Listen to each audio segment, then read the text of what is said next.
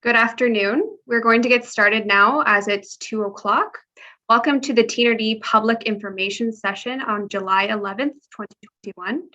I would first like to acknowledge, and the TNRD would like to acknowledge, that we connect with many First Nations communities across our vast district, and today are located on the Secwepemc territory, situated within the ancestral lands of the Secwepemc Nation. The TNRD appreciates the partnership we have and respect the beautiful territory and land on which we gather today. I'd like to introduce myself. I'm Priscilla Kazarian. I work with the TNRD EOC Information Office. I'm the Information Officer today. I'd like to thank everybody in attendance today. We have an overview of presenters and agencies, including BCWildfire, Telus, Hydro, EMBC, and RMCP in attendance to give an overview of our BC wildfires and current events today. So before we get started, I would like to let you know that contact information following this presentation will be posted on the website. It'll also be posted within the description of the YouTube video of this presentation. It'll be available on the website as well as any other public information sessions that we've held, as well as on our YouTube page. So I would like to now hand it over to BC Wildfire to give us an update on their current situation. Oh, let me go like this. Okay, hi everyone, it's Noelle at the Fire Center. I think what we'll do is we'll start with the project fires first, and then I will finish it up from the Fire Center and the McKay Fire side of things. So is that you, Shannon? Do you want to take how about you go and then we'll go to the next one? Sure, sounds good. Can everyone hear me? Perfect. Okay. So my name is Shannon Street. I'm the incoming fire information officer for the Sparks Lake Fire. So that's K21001. So we haven't seen too much growth over the last day. We're still sitting at 40,266 hectares. Currently, we have 128 firefighters and 106 support staff on the fire, 55 pieces of heavy equipment, and 10 helicopters. We did see some increased fire activity yesterday that did challenge some of our guards, but we had air tankers working yesterday evening, and they successfully prevented the fire from breaching the guards in the southeast corner of the fire. The fire may have crossed some of the guards north of Sedge Lake, but as of our last update, we didn't have an exact estimate of how far the fire has gone. There's a little bit too much smoke in the area for crews to get a good sense of how far the fire had traveled. So crews have been working today to just make sure that they get a better handle on exactly where some of those guards might have been crossed, or if there was any issues there. There was also some fire growth in the southeast area towards Sedge Lake, where we were going to have some planned ignitions done in the next few days anyways. So crews today are working on a plan for doing some planned ignitions, and we'll provide an update as soon as we can about when exactly that will happen. So we still have structure protection out on the fire. They're working on some fire smarting principles and triaging communities to make sure that they can have a good idea of equipment and resources that are going to be needed for structure protection if the fire expands much. So that's about all I have for updates for today. If anyone has any questions.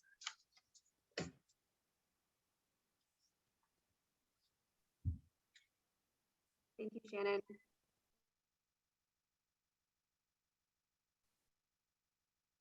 I don't think we have any further questions, so we'll proceed to the next. I think it's Forrest next. Is Forrest here? Yeah, I am here, everyone. I am going to keep my video off because the connection is not too great, so you will just hear my voice. So in terms of an update, this is for the Litton complex. So that's the Litton Creek wildfire of note, is the main fire that has the most activity at this time.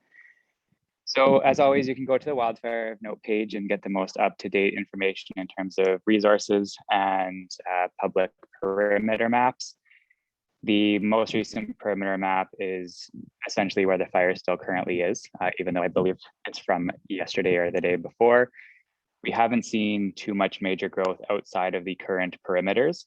That being said, there's definitely an increase in fire activity in the last 2 days, given our much warmer daytime highs and a bit of a change in weather where we aren't seeing those thunderstorms, bringing cooler temperatures and some precipitation.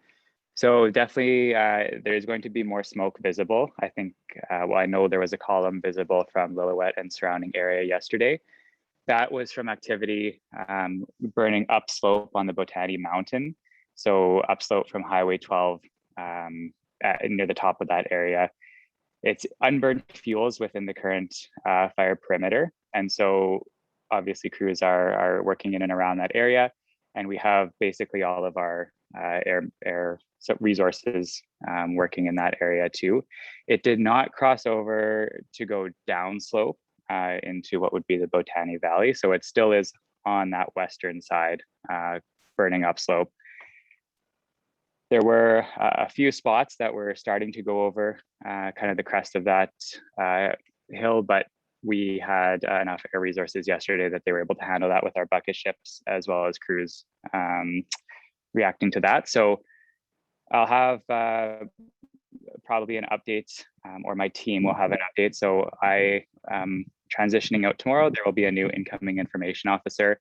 And if we continue kind of the schedule of these calls, just for everyone's awareness, it will not be myself, but there is another incoming BCWS information officer that will be providing updates. And so that's really the main area where we're seeing activity currently is in the Botany Mountain. Again, it's just unburned fuels that are within the existing fire perimeter. There is some activity upslope in the Gladwin area. So that's now along Highway 1 east of Litton. And again, it's upslope in some standing trees, and it's what we're doing is connecting guards into some existing cut blocks. We're calling it the Gladwin Forest Service Road. I'm not sure if locals have a different name for it, but it's the FSR to some old cut blocks that is a bit east of the Gladwin trailer park. So that's kind of our only two areas of activity right now, but for sure, much more smoke visible than the last few days, given, again, the temperature. And so if you are looking for more information on that, you can reach out to me. I think my contact information may be in the meeting, but it's also on the Wildfire of Note page. So I'll leave it at that. If there's any questions or anything, I can handle those now or after the meeting. Thank you, Forrest. We're going to now move on to Noel. Looks like you have 3 fires to update us on. 3, it feels like I've got a lot more than that. So let's start with the McKay fire, because that's the big project fire that I am covering for today, because again, that one is in transition as well. The IMT that is in place is being replaced by a Parks Canada IMT. So as we speak, like Forrest just said, there will be a new information officer from the McKay fire following today. So McKay, what I know from the McKay fire is there was some activity on the fire yesterday, but no, all again stayed within the boundaries of the perimeter of the fire.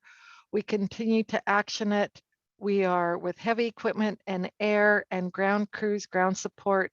And we're looking to scan certain parts of the fires to see where our hotspots are and to extinguish those so that we can get some areas into just to strengthen the perimeter on certain flanks of the fire. So that is McKay fire. The Napier Lake fire, we've got 8 personnel on the fire today, and all they're doing again is they are looking for hotspots and extinguishing them and mopping up where necessary. Let's see, Durand Lake fire. It is, where's my Durand fire? It is approximately 277 hectares. It is still in an out of control status. We do have the guard around it. We're wet lining it. We did have a small growth on it yesterday, but the crews were able to action it with ground crews and equipment to contain the expansion on the fire yesterday. So we continue to work that fire with equipment and crews and air support if necessary. And the next fire is the Embleton. We were calling it the Embleton Mountain Fire. Often a lot of people are making reference to it as the Whitecroft Fire, but its official name is Embleton Mountain. It is around 250 hectares. We've got ground crews on it. They were on it last night, and we've got crews on it today. So it's a 24/7 fire operation. We've got equipment and air support, helicopters, but if we need additional air support, we can make a request for that as well. Are there any other fires? Well, if anyone's inquiring about the other ones, I can talk to you about them. But what I want to now, just kind of the highlight pieces are, because it was one of the questions about how we prioritize our fires. And because we are receiving so many and we have got new starts, it feels like every couple minutes we're getting a new start, but it's a bit overwhelming here in the fire center. So what we do is it's like we just literally came out of the COVID era where people were, our local doctors and everyone were talking about triaging. And when people came into the hospital, the doctors and everyone have to triage their patients. Well, that's the exact same thing we're doing here in the fire center and with all the zones. So we base we receive information about a new start, and we base it on many priorities, but they go in the top. From top to the top 4 are people, properties, critical infrastructure, and then resources. So we have to triage based on those priorities. And so there's some areas where we do know that we have fires and we have no resources on them, but sometimes that is okay. Wildfire does occur on the land base and it does improve the ecosystem for wildlife, for many reasons. And so we do monitor. We know about most of the fires that are out there, and we just sometimes have to let it burn if we have to during our triage prioritization that we go by that priority list. The next thing I want to just mention to everybody is, because we do have the skimmers moving around the fire center, that your boating etiquette, if you do see the skimmers coming to a lake that you happen to be recreating on, please get out of their way. We need you to not impede our firefighting efforts with the skimmers, and the last thing we want is an incident. So if you see the skimmers coming to a lake, please get your boats to the edge of the lake. And last but not least, we had a fire. We've had a few incidents now with drones on the fires. And that too, I know everyone's curious and everyone has drones, but it is illegal to operate a drone in and around a wildfire. Yesterday in Vernon, we had to shut down operations on the fire right in Vernon there for 2 hours due to a drone incident. So please keep your drones off our wildfires, because it has significant impact to firefighting efforts. So I see a question. Whether it is under control? No, it is still out of control. Which way is it spreading? That is a great question. Right now, I know we've got the air is, or I've seen the helicopter, the heavies are on it all morning. They've been on it and they're actioning it. The wind normally, from what we've been told, we'll push or it comes from the north, and so we but it may move, you know, from various directions, and so it's very smoky in the valley right now. So I don't actually know that answer. Why do you think that Embleton doesn't need more air support? Oh, that is a good question. So we have had our bucket ships on it all morning since I got here at 6 in the morning, and they were already en route to the fire. So they've been on it all day. If they need to bring in the skimmers or the the tankers to drop air or the retardant on it, we will call in those resources. We've got ground crews on it, and so with it really smoky in the valley, sometimes air support we can't use air support because of the safety of the air, because we can't see the ground. So we have to then resort to on the ground and heavy equipment.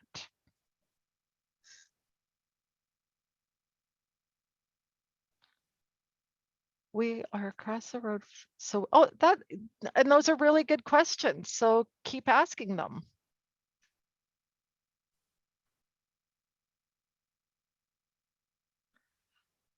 My understanding is they are considering an evacuation alert, but I will leave that to the TNRD.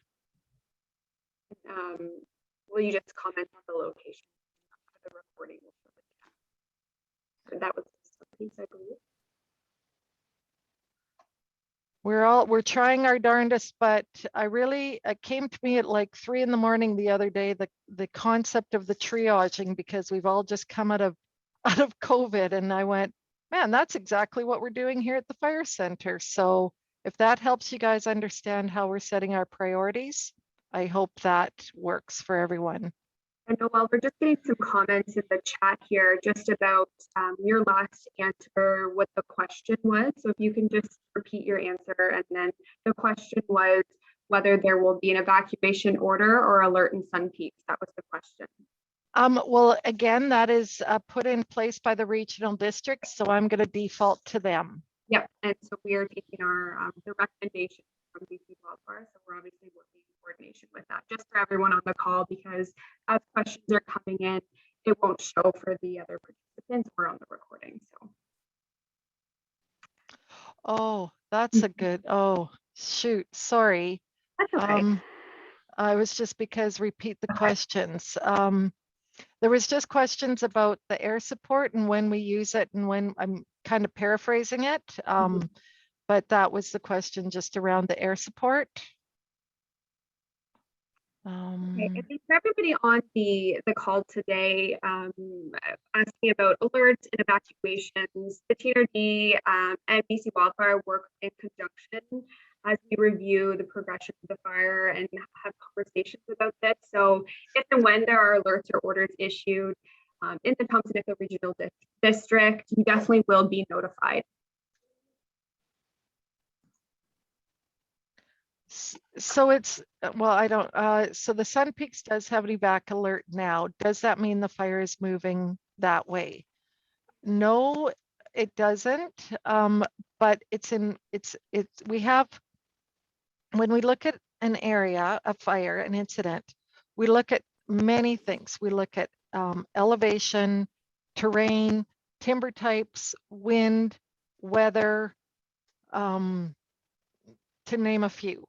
And so all of that is being strategized and analyzed by the experts. And so we have trigger points is what we say. And so if the fire gets here, this is what we need to do. And so just to put everyone, you know, on alert, just in case, that's why we recommended an alert for Sun Peaks.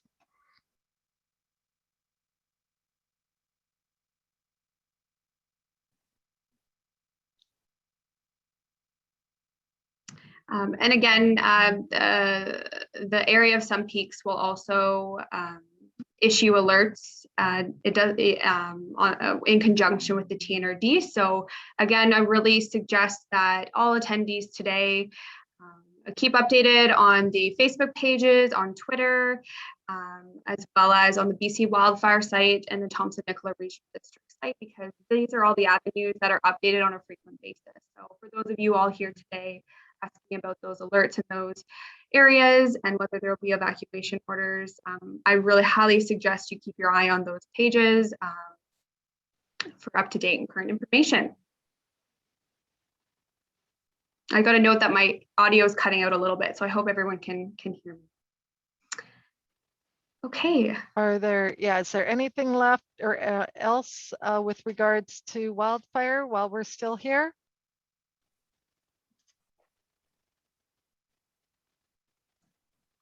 Okay, doesn't look like it. Thank you so much, BC Wildfire. We'll let you guys go and get back to your busy day, I'm sure. Yeah, thank you so much. If we have any further questions, we'll be in contact. Thank you, everybody. Okay, so next up we have Melanie with Telus. Melanie, are you here? I am. All right, so yeah, just if you can provide us a brief update on what's going on from your end. Certainly I can. So hoping everybody's remaining safe during this unprecedented and challenging time. For those of you that have unfortunately been evacuated, we just want to let you know that during this time, if you have been evacuated, that Telus has suspended home service billing indefinitely and are waiving the wireless overages throughout the month of July for all of our evacuated customers. Credits are automatically applied, so you don't need to call in. For those of you that are in Litton especially in Litton, restoration efforts can be followed on our website. And for those other customers that are in other areas, when you're looking at statuses, you can actually check those statuses at www.telus.com/status. So you can put your postal code in, etc., on that website, and it will give you further information as to your address and where everything is there. So that will kind of address for mobility and for our landline customers. In Litton particularly, we do have our COW, or our cellular on wheels, which is temporarily a cellular site located. It's there at the Esso station in Litton for a reference point. It's currently providing coverage for approximately 10 to 12 kilometers is about the range that it gives. It is line of sight, just similar to any other cellular device or tower. The crews are currently working to repair. We have one cellular site that we're working to reroute a fiber to right now that will get that one back up and running. We're hoping to have that done within the week. We also tomorrow should be working to provide a new fiber into Litton Net. So that should be helping bring some of those customers back online as well. We did lose about 10 to 12 kilometers of our main transport fiber in the fire. So the crews will be working to replace that. We do share our joint poles with BC Hydro. So we do have to wait for BC Hydro to do their portion first, and then we do follow them to put that our lines up after. So once that is done and it's safe for us to do so, then we would put that transport fiber back up. Unfortunately, for the village itself, we did lose all of our infrastructure there completely, including our central office. So those south going towards Boston Bar, we did lose the landline service going that way. And a little bit going back out towards Gladwin. Everything that was set out of that CO, that landline service, we did lose.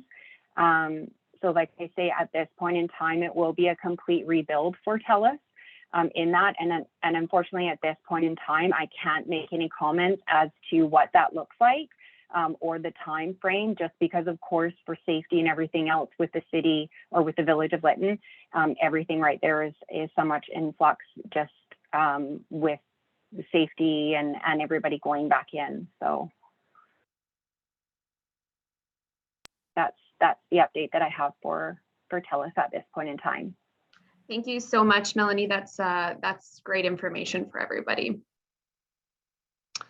Okay, so next we have Hydro. Is Jen from Hydro in attendance today? Yes, you have Jen here on the phone. So thanks. I'm in community relations based in Revelstoke, and I'm helping out with our emergency response to Litton this week. So I was asked to provide an update on BC Hydro's electrical service in the village of Litton and also the outlying areas.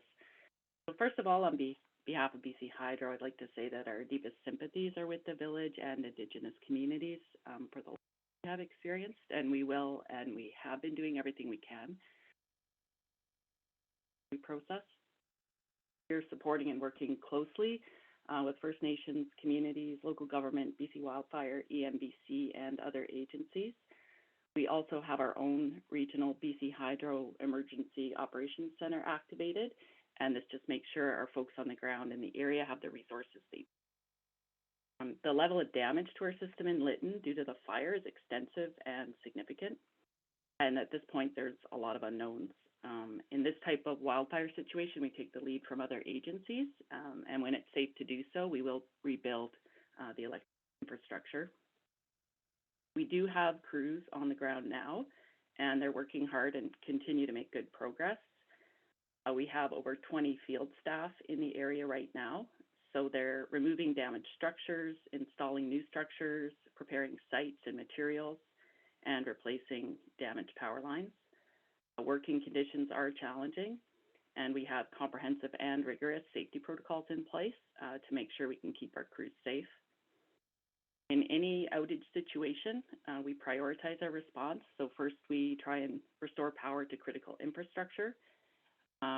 We then look at how we can get the largest pockets of customers back on. Usually this is transmission lines and substations, not in this case.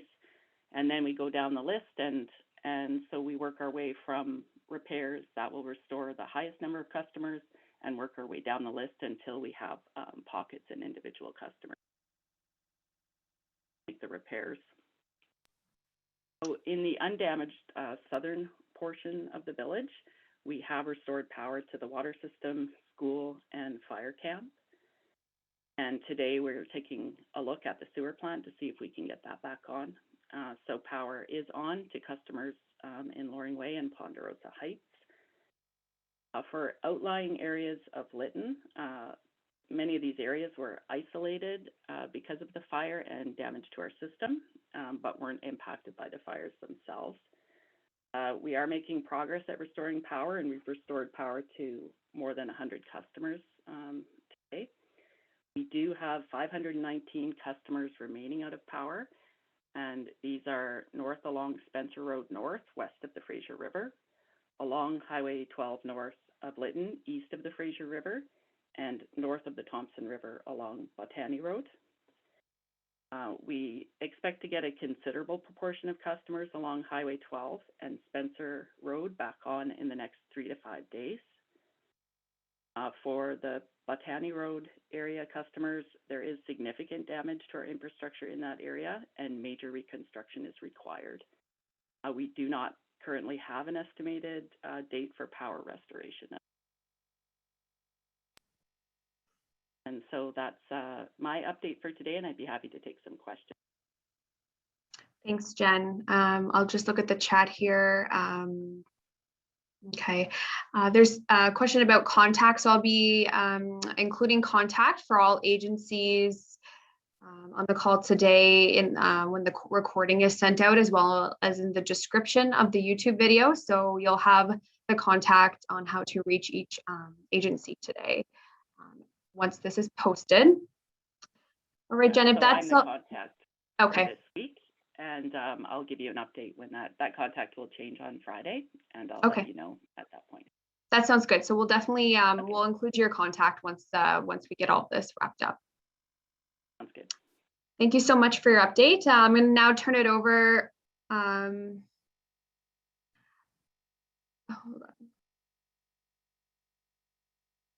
on. We have a question here. Are we expected to put in a work order for Express Connect to clean up wires, poles, meters?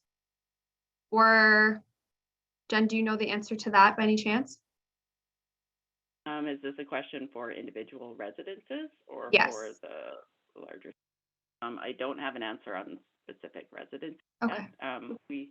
We are, working to clean up some of the equipment that was damaged during the fire for sure on some of the more major distribution lines. I can take that away though. So the question, I guess, is for anyone who's looking to rebuild, how this connection will work. Okay, and yeah, for specific future plans for, it looks like entering the area, we're working with, and the TNRD will speak to this in a little bit once we continue through our presentation today. So we'll have an update on that for all attendees in a few minutes, but I'm going to thank you, Jen, so much. I'm now going to turn it over to EMBC. We have Terry here from EMBC. Good afternoon, everybody. This is Terry Olson. I'm one of the regional managers at the central office, and I'm sitting in the director's chair today. So the Provincial Regional Emergency Operations Center is set up to support First Nations, municipalities, and regional districts. Our main objective is to provide support to the emergency operations centers who are managing their events. We were able to provide support to Litton First Nation to stand up their EOC.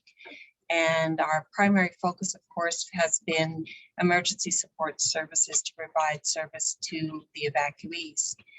That's a snapshot of what we're doing here.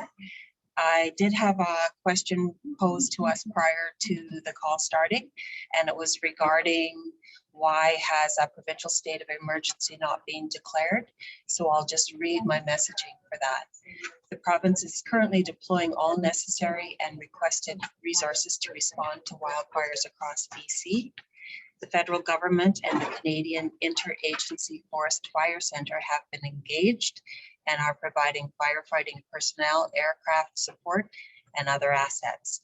A provincial declaration of a state of emergency has not been necessary to provide assistance to people to access funding or to coordinate or obtain additional resources, including federal assets. Declaring a provincial state of emergency is made on the advice of Emergency Management BC and BC Wildfire officials. A provincial state of emergency will be enacted if and when it's required. In the meantime, the province continues to support and listen to the concerns of local governments and actively monitor the situation. And that's all I have for my update today. Thank you so much for your time today, Terry. That's great.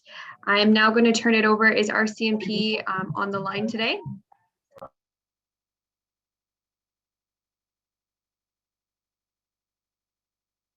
Do we have RCMP here today?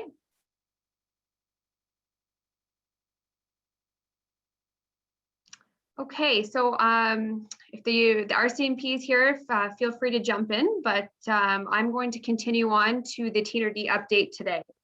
So my first one to touch on, we have had some, sorry, we have a raised hand. Oh. RCMP, are you here? Yes, can you hear me now? Yes, I can hear you now. Hi, it's Superintendent Ray Carfentan. I'm the Assistant District Officer for the RCMP Southeast District in the province. Thank you for attending. Are you able to give an update on your perspective of things today, Ray? I can. I want to open today by saying on behalf of the RCMP, we understand the enormity of the events that have impacted those residents of both the village of Litton and the surrounding area. Our own officers and families, as well as our support staff, are residents of Litton, and we've lost homes and our own workplace to the fire. So we're appreciating from that perspective, from a community perspective, just how heartbreaking that is. And as well, you know, my heart goes out to those community members who were on a bus tour on Friday and saw firsthand some of the damage that was done to their homes and their communities. From the RCMP, we continue to maintain a strong presence in the evacuated area and are conducting regular patrols, as well as being at checkpoints and road closures Currently, we're at 3 checkpoints along with MOTI and private security, as well as providing a roving RCMP presence between the security checkpoints at Highway 1 at the Nikoman River, another a kilometer south of Litton on Highway number 1, and a 3rd checkpoint at Lalawison Creek Road, which is approximately 12 kilometers from Litton towards Lillooet. And those roving patrols are also providing a presence within the community of Litton to ensure that the emergency services have access to restore services there and can get in. And those persons not required to be there in order to get emergency services up and running are not within that area. In order to accomplish this, we're drawing additional resources from around the province of BC. We've opened our Division Emergency Operations Center in Vancouver, a District Emergency Operations Center here in Kelowna, and we have a presence at the Preoc in Kamloops, all a part of managing the larger fire picture around the province and the specific issues that we're trying to manage in the Litton area as well. The Litton RCMP police service area includes locations outside of the village of Litton and outside of the area that is impacted directly by the fire. So we continue to have our Lillooet RCMP office act as our primary base of operations for the Litton area. We've added additional resources in Lillooet to attend any police-related calls. And as I understand it from the update from Telus, 911 service is up and operational. If you call the former Litton non-emergency number for the RCMP, it is automatically forwarded to Lillooet and your call will be answered. So in a non-emergent situation, you can either call the former Litton detachment non-emergency line or the Lillooet RCMP and you will get serviced in that way. We continue to have additional members from our First Nations program in the area, meeting and checking in with the community members in the surrounding area. As calls have come in, we've followed up on more than 15 potential missing persons reports over the past 10 days. And I can tell you that all of those reports have been resolved and the individuals were located and are safe. We are aware of the possibility that there could be someone still left unaccounted for. And therefore, if you have not been able to find a loved one, please call or attend your local or your nearest RCMP detachment to report that person is missing. And we will continue to resolve those as they come in. With respect to the RCMP investigation, it remains active and ongoing. We're working with our colleagues at the BC Wildfire Service, the Office of the Fire Commissioner, Transport Canada, and the Transportation Safety Board, gathering information and evidence from the area, as well as we continue speaking to witnesses. And we are committed to providing a more full update about the investigation in the next day or two. That's the update from the RCMP. Thank you so much for your time today. Is there any questions for RCMP?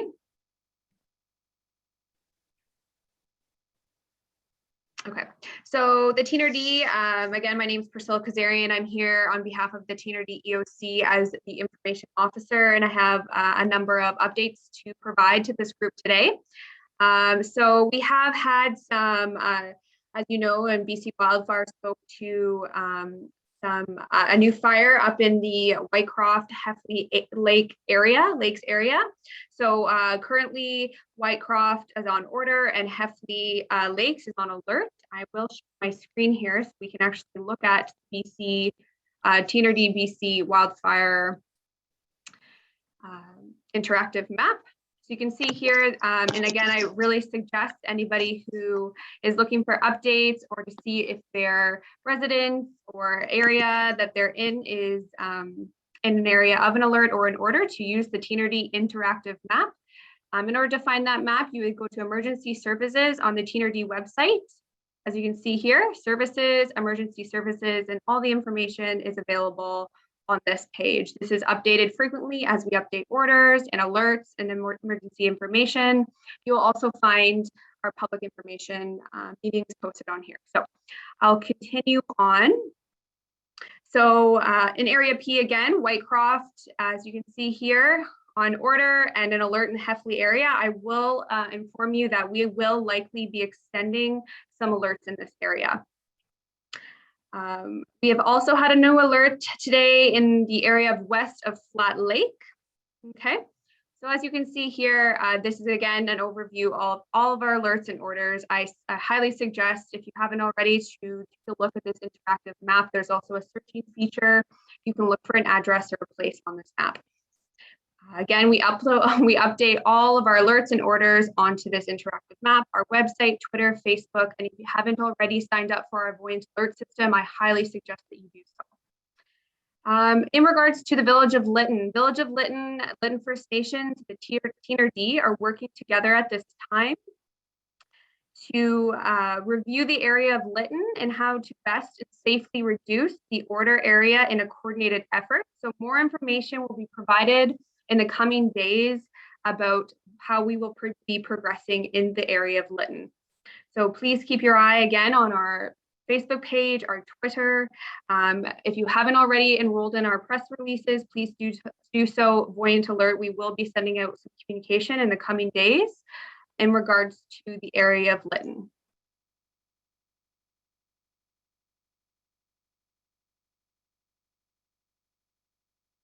A reminder for anyone looking for information on animals. The SPC is asking for anyone in the need of support in regards to wildfire evacuation to visit their support page, the SPCA support page. We'll also include this in the information included with the YouTube video, as well as our public information page on the TNRD website with this meeting. So again, if you're looking for any support with regards to wildfire evacuation relating to animals, the SPCA is asking that you visit their support page.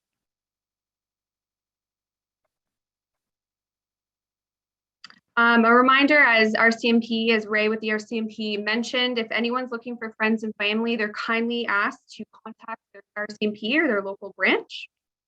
The contact number for the TNRD EOC is also available on our website and will also be available accompanying when this meeting is posted. Again, we're going to provide as much information as we can when we post this meeting.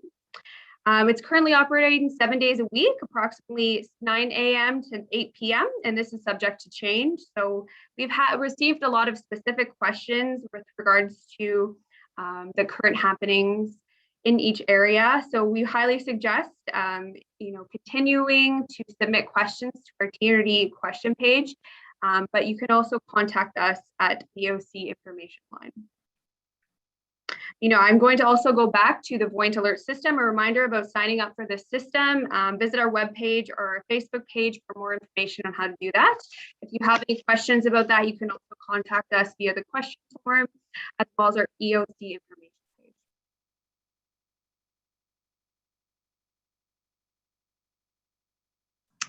Okay, so in closing, the intention of these meetings is to have these on a regular basis and provide everyone information, as well as the residents being impacted by the wildfires, and ideally give some clarity to the situation. We will be planning another meeting in the coming days, so definitely keep your eye again on all our social channels, our press releases with that. Please continue to use the TNRD question form as we read those, and we either follow up in this meeting or we will be following up and fielding your questions to the applicable areas in the EOC. So please continue to use that page. Again, a reminder about this interactive map, please use this as we update all of our alerts and orders on this page. I do have a question here as Sun Peaks alert not showing, as this is a really recent alert, it seems. It's in the Village of Sun Peaks has issued out. So I will be following up on that in the next few, likely after this meeting. So if you have any other questions, feel free to reach out to the EOC line. For road closures, we did have a lot of questions about road closures. We are asking you to go to the Drive BC website in order to find the information with regards to road closures. And so for any further information you're looking for, continue visiting the TNRD website, all of our Twitter, our Facebook, social media channels, news and radio outlets, as well as our TNRD alerting system and our Voyant Alert system. If there's any other questions, I am reading the chat now. Feel free to enter those in now. If not, feel free to reach out to us or enter your questions in our TNRD question form on the webpage. I want to thank all of our agencies who have called in and as well as attended today and to provide information to all of our public. And I want to also thank every member of the public who have attended today. I hope you are safe out there. And if you have any questions, please don't hesitate to reach out. Without further ado, I'm going to end this meeting. And we will be hosting another meeting in the coming days. I have a note here from Telus for those needing to check in. Telus, www.telus.com/status, and we'll also be including that in our meeting description after we conclude today. Again, thank you for everyone. Have a good afternoon.